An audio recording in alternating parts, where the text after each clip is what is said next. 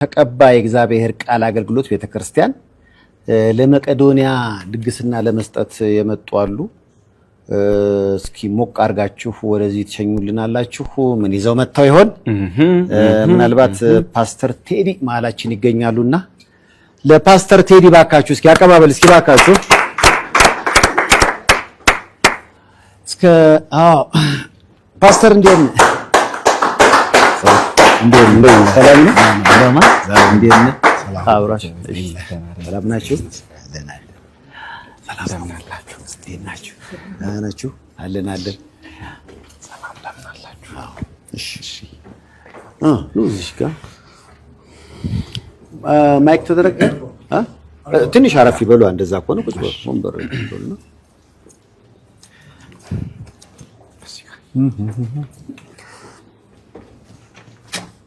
አረፍ በሉ እስኪ። ቴንኪው። በያላችሁበት ጥሩ ጊዜ ነው የምንመኘው። የመቄዶንያ ገቢ ማሰባሰብ እንዲሁም የመረጃ የመዝናኛ ፕሮግራም ገና ይቀጥላል። እዚህ ያለነው ዴኮር ሪል ስቴት ሰሚት 72 ነው ያለነው። የተለያዩ እንግዶች ይመጣሉ። ለመቄዶንያ እጃቸውን ይዘረጋሉ፣ መቄዶንያን ይጎበኛሉ። ያው መቄዶንያ ከተለያየ እምነት ከተለያየ ብሔር የተለያዩ ኢትዮጵያውያን የህይወት ስብራት ሲያጋጥማቸው የሚሰባሰቡበት ቦታ ነው መቄዶንያና ከዛ አንፃር እንግዲህ ምንም አይነት አጥር ሳይኖር ሁሉም የተሰባሰበበት የተቸገረን የሚያገዝበት ምክንያቱም ራሱ መቄዶንያ ሰውን ለመርዳት ሰው መሆን በቂ ነው ስለሚል ዛሬም እንግዲህ የተቀባይ የእግዚአብሔር ቃል አገልግሎት ቤተክርስቲያን የመጡ ወገኖች አሉ። ለነ ፓስተር ቴዲ ግን አቀባበል በጣም አንሶብኛል። ፓስተር እንዴት ነህ? እንዴት ነህ ሰይፉ? ሰላም ነው? እግዚአብሔር ይመስገን። ሁሉ ሰላም፣ ሁሉ አማን፣ ሁሉም ሰላም፣ እግዚአብሔር ይመስገን። እስኪ ራሳችሁን አስተዋውቁን በደንብ። እሺ፣ እኔ ፓስተር ቴዲ ነው የምባለው። የተቀባይ እግዚአብሔር ቃል አገልግሎት ቤተክርስቲያን መጋቢ ነኝ። ፓስተር ደሱ እባላለሁ። ደሳለኝ እባላለሁ። እኔም እዛው ፓስተር ደሳለኝ እባላለሁ። የተቀባይ እግዚአብሔር ቃል አገልግሎት ቤተክርስቲያን ውስጥ በፓስተርነት አገለግላለሁ።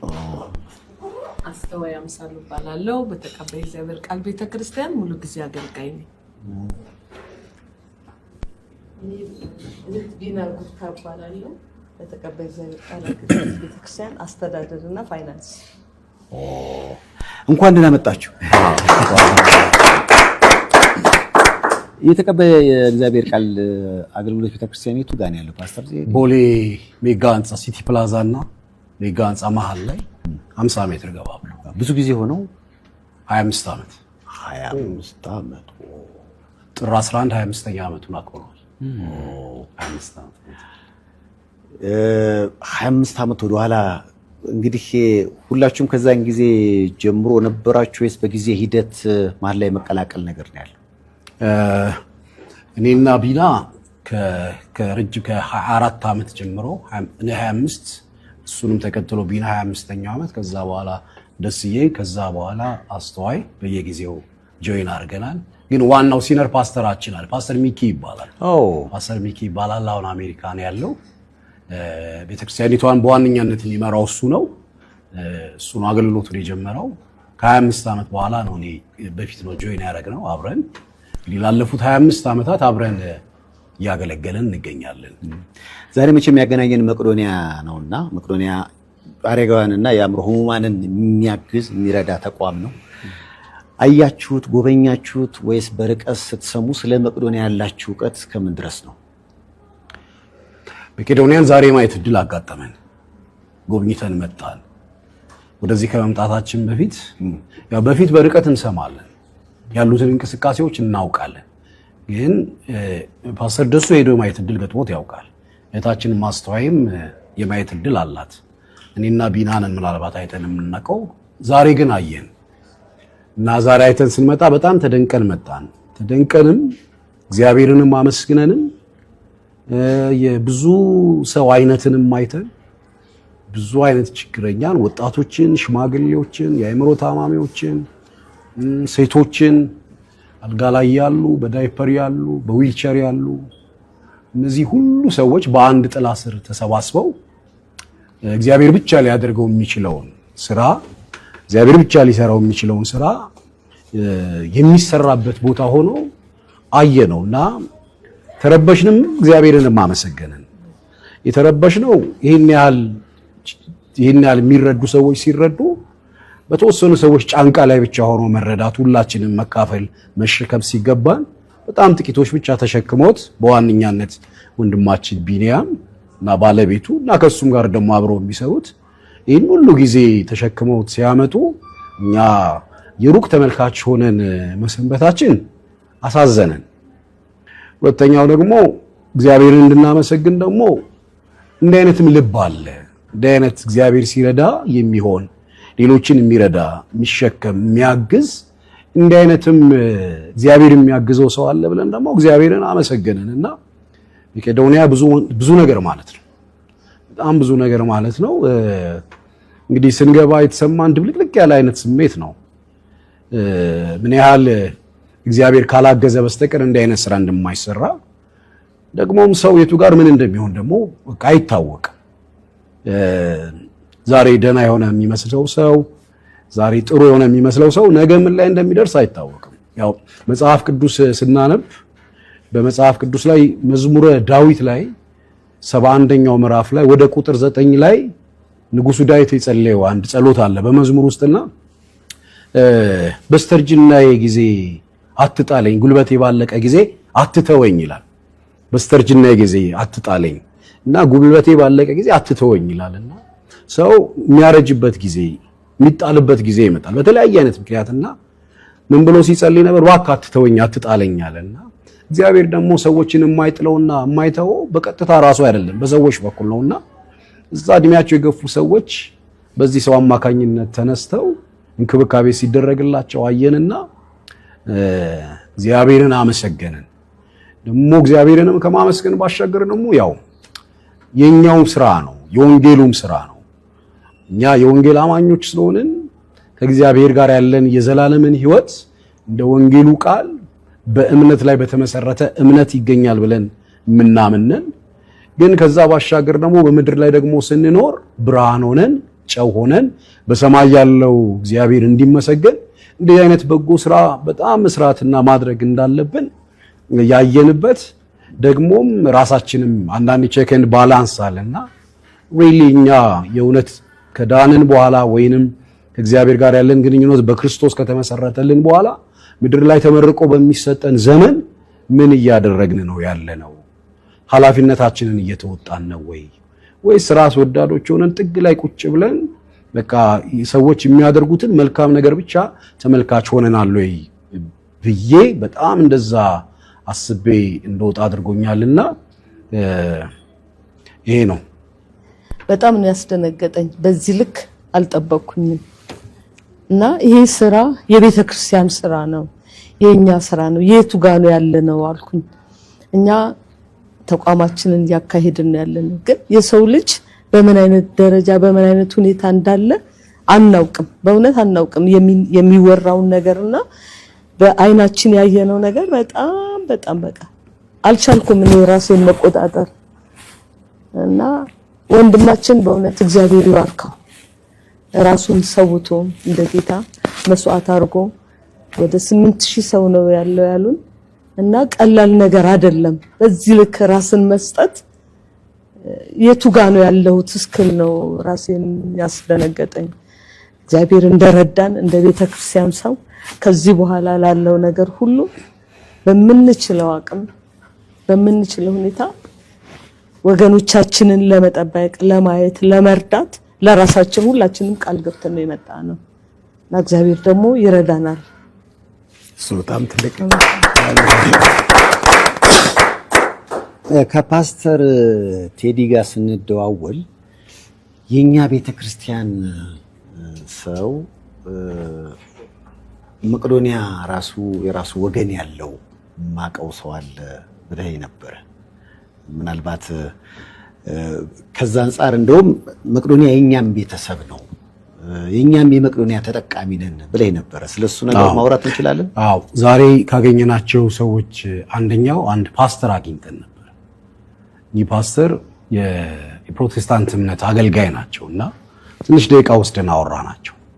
እንግዲህ መቄዶንያ ውስጥ የእስልምና እምነት ተከታዮች አሉ፣ የኦርቶዶክስ እምነት ተከታዮች አሉ፣ የፕሮቴስታንት እምነት ተከታዮች አሉ አሁን ያገኘናቸውና ከፕሮቴስታንት እምነት ተከታዮች አንደኛው ፓስተር የሆኑትን ሰው አገኘናቸውና እዛ አገልግሎት ይሰጣሉ፣ ይዘምራሉ፣ መጽሐፍ ቅዱስ ያስተምራሉ፣ በጋራ ህብረት ያደርጋሉና እንግዲህ የኛ ነው ስንል አሁን አንዳንድ ጊዜ የሁሉም የእምነት ክፍል ያንን እምነት የሚከተል ሰው በአንድም በሌላም ችግር ያጋጥመዋል።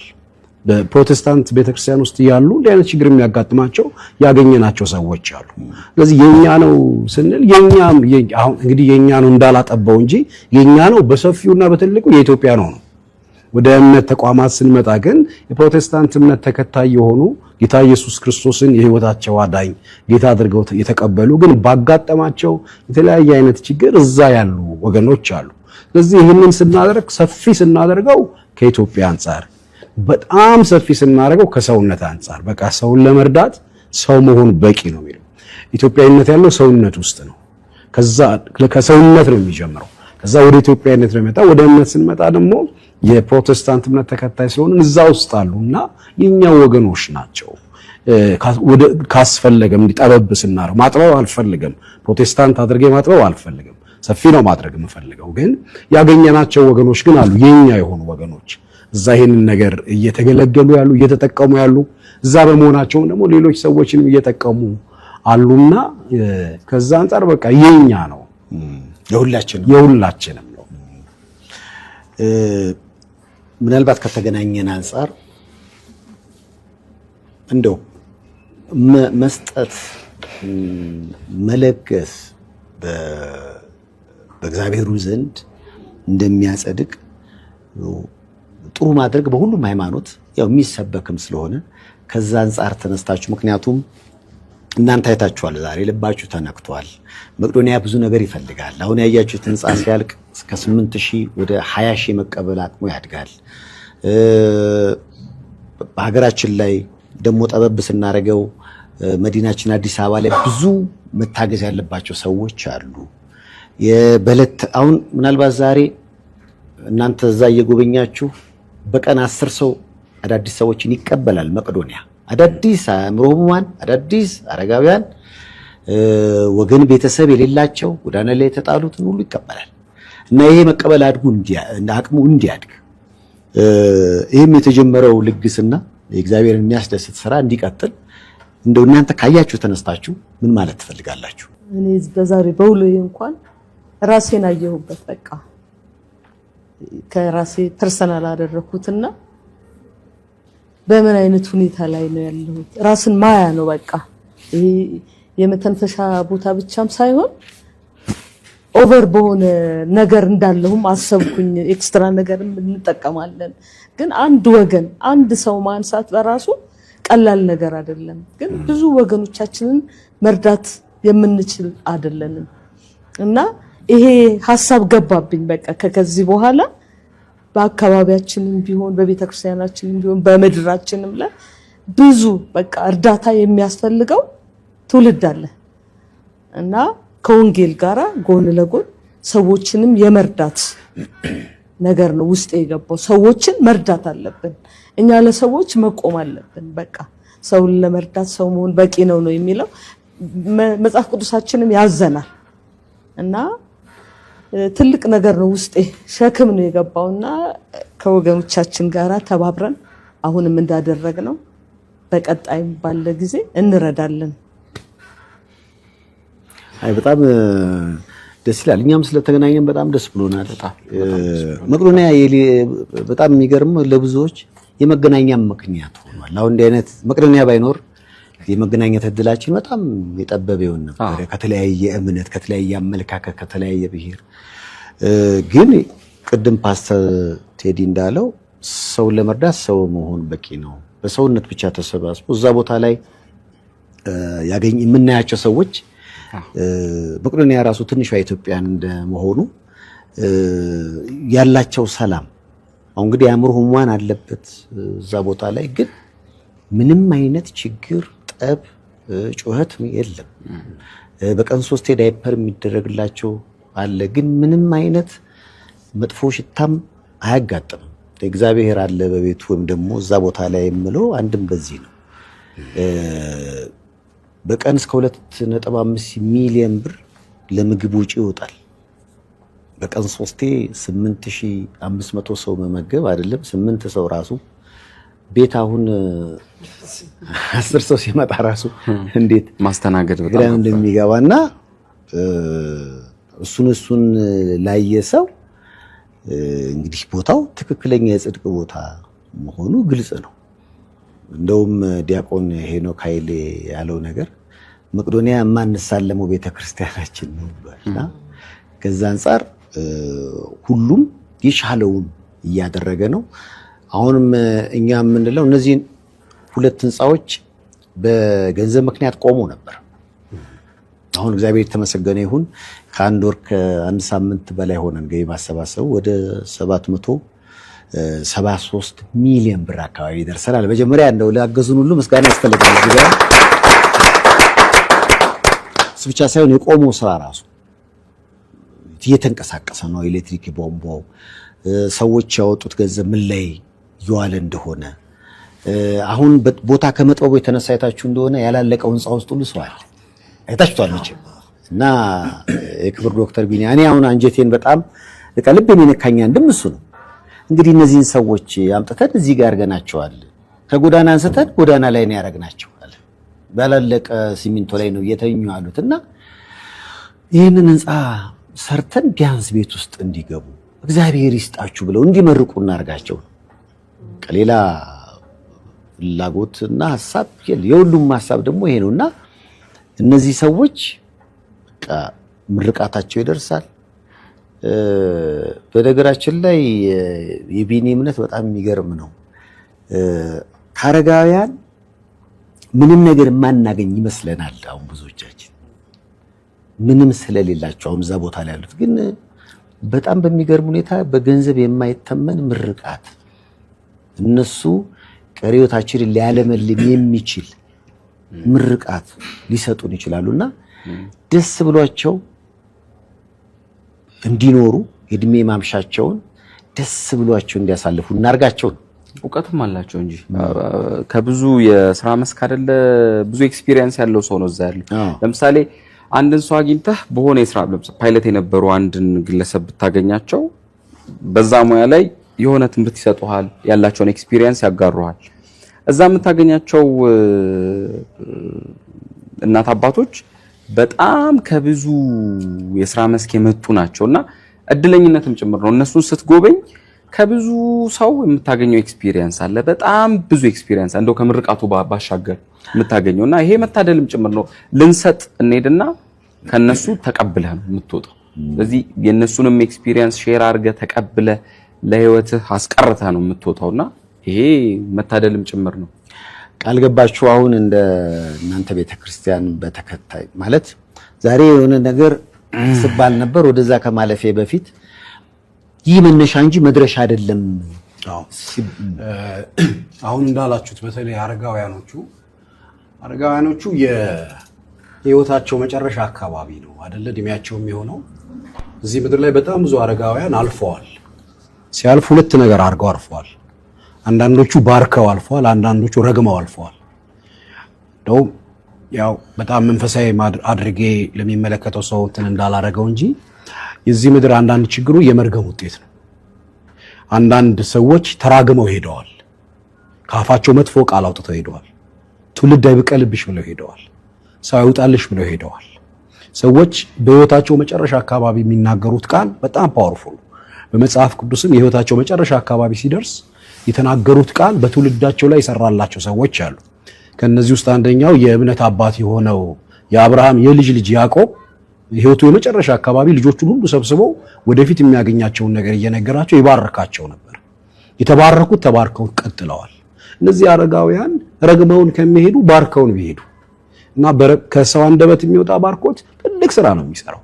ሰዎች ከሚረግሙን ቢባርኩን ነው የሚሻለው። ብዙም ጥቅም ስላለው እግዚአብሔር ይድፋህ ከሚሉ እግዚአብሔር ይባርክ ማለት ሳይኮሎጂካሊ ራሱ ተጽዕኖ በጣም ከባድ ነው። መርገም የሚባለው ከመንፈሳዊ ነገር ባሻገር እና አረጋውያኑ በዚህ በመጨረሻ የህይወት ዘመናቸው ላይ አልጋቸው ላይ ያሉ እኔ ብዙ ጊዜ እሰማለሁ የቢንያምን ኢንተርቪዎች ካንተም ጋር የሚያደርገውን እዚህ አሁን ሰሞኑን በቀጥታ እየተደረጉ ያሉትን እከታተላለሁና